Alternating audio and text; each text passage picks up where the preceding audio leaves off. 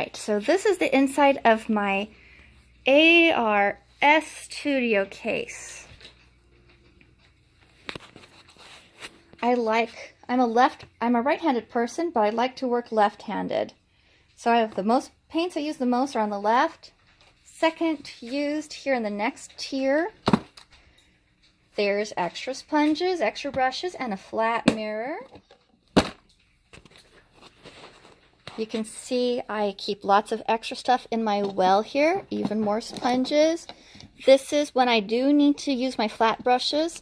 That's where I do have rinse water. I do have an extra bottle of water in case I need to rinse. That lovely display, all the glitters. There's the hooks. Got to clean that mirror again. Sometimes I like to keep count of how many people I've painted, so I kind of keep tally marks. I'm not really good at keeping a good tally. So on this side, I keep googly eyes, some gems, glue to put the gems on, more glitter, glue sticks. You want to only use this kind of glue stick. No other glue stick is good. It's the purple glue is the best glue for gluing down eyebrows when you're going to do full face painting over anyone's eyebrows. It kind of glues those eyebrows down and lets you paint them without them being bushy and preventing the paint. And then this is my one-stroke colors, my specialty colors that I usually keep covered here at all times. Just some of these are very soft, very pliable. I once left my paint unattended one time, and a kid picked up one of my brushes and started pounding holes in my paint. Really, really, really, please, kids, don't do that. On Mrs. Smith, I like my paints to look pretty. But yeah, as you see, some of the paints are very soft. Some of them are hard. It wouldn't have phased them. But these are all water-activated paint, all cosmetic grade. And these are what I use in my paint process. Now I'm going to show you the problems I have with this case.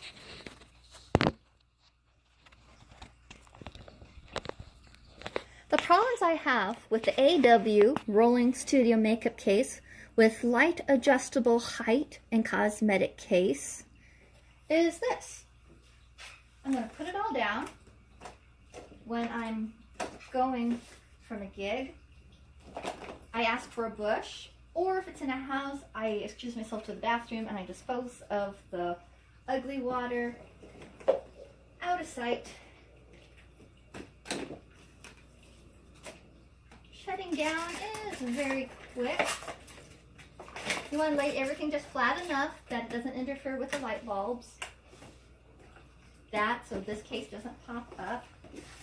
These fold down. Voila, it's closed. And then I grab the back and I lift with this front handle up and down. And then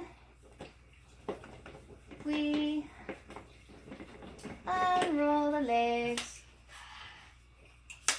I rejoice when it closes properly, because there are many things to be thankful for. Now, I've been using this case heavily for a good 14 months. Here is problem number one that I started having. The screw that keeps the legs onto the case are now starting to bust off. So I may get the leg off, but this stays stuck to this. I've already tried gluing it once with Gorilla Glue, and it's come off again. So I'm going to have to set this aside and fix it again.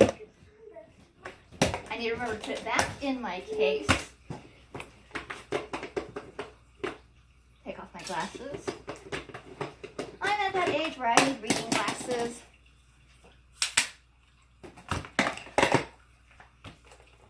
And it's getting worse.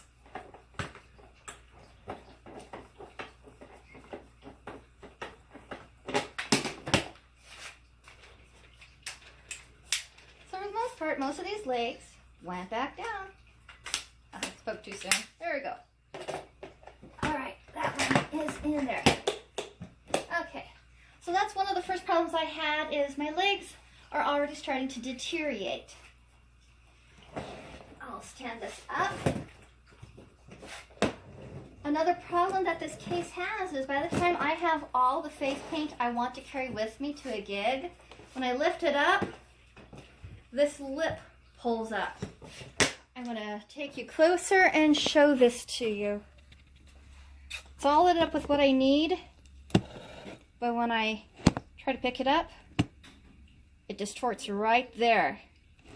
So when I move my case, I do not lift it just by this handle alone.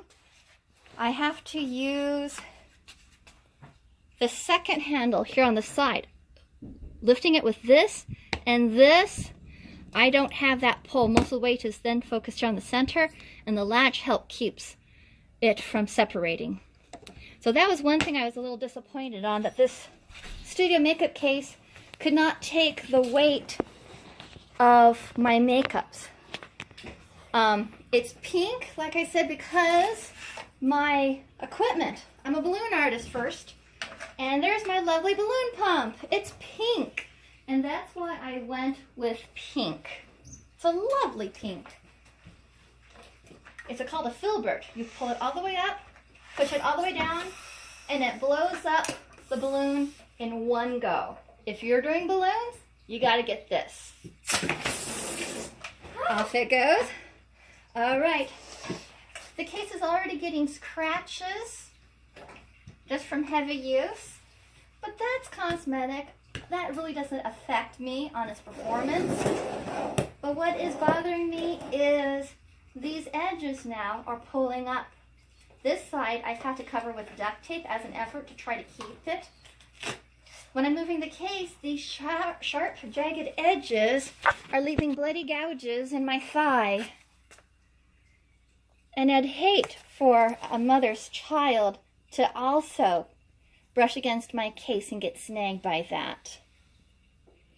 Now this side is starting to do it, but the edge must have snagged on the carpet of my van, because now the rivet screws are pulling out. So I think if you're going to use this case for, well, regular makeup, where you're just carrying a few lipsticks and eyeshadows and a hairdryer and curling iron, it might be okay. But the weight that I'm putting this thing through my face paint business, I don't think it was meant for face paint. One solution I've come up with, besides the duct tape, is I take a metal file, and I've been filing the sharp tips off of the case. I don't know how well that will affect the leg covers in the long run. So there's not too many problems with this rolling makeup case that I got off of Amazon 14 months ago. It certainly looks great and professional from a business.